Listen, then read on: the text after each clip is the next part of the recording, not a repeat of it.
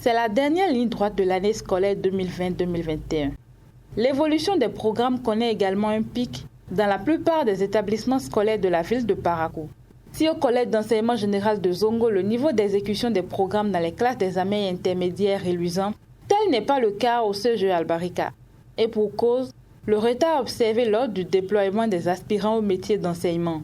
Non, par exemple, la philosophie, le taux le plus élevé ici, nous avons, ça fait 86%. Et c'est dans une classe de terminale. Et la même chose quand je prends l'économie, en terminale, le taux le plus élevé, c'est 97,83.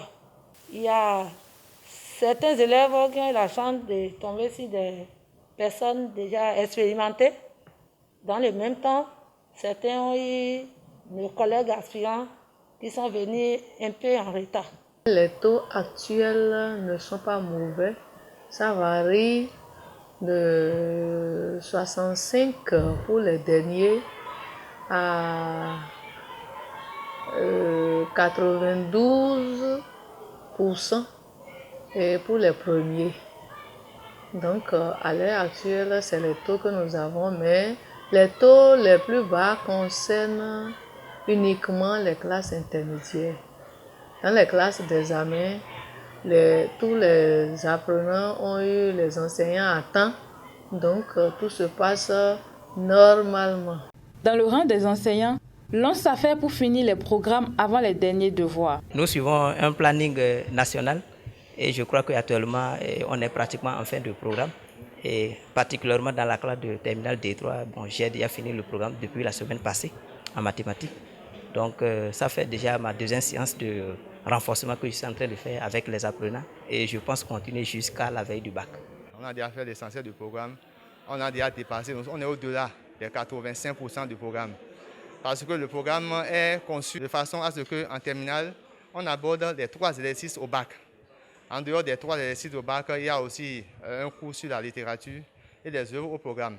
Ces responsables d'établissement profitent pour lancer cet appel. À l'endroit des enseignants, moi je leur dirais que de mettre en pratique tout ce qu'ils reçoivent lors des regroupements. Ils font AP de zone. Lors de ces AP, animations pédagogiques de zone, les inspecteurs sont là, les conseillers pédagogiques sont là. C'est une occasion pour eux pour pouvoir présenter les difficultés qu'ils ont et en trouvant solution à ces difficultés-là, ils pourront progresser dans le programme. C'est leur demander de se ressaisir parce que c'est vrai que nous sommes au dernier tournant, mais il reste encore beaucoup à faire. Les programmes ne sont pas encore achevés et les évaluations, nous avons encore des évaluations à faire. Donc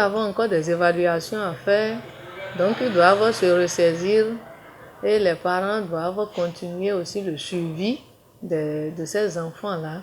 Les enseignants mettent les bouchées doubles pour donner le maximum aux apprenants afin qu'ils puissent avoir de la matière pour affronter le dernier devoir surveillé du second semestre.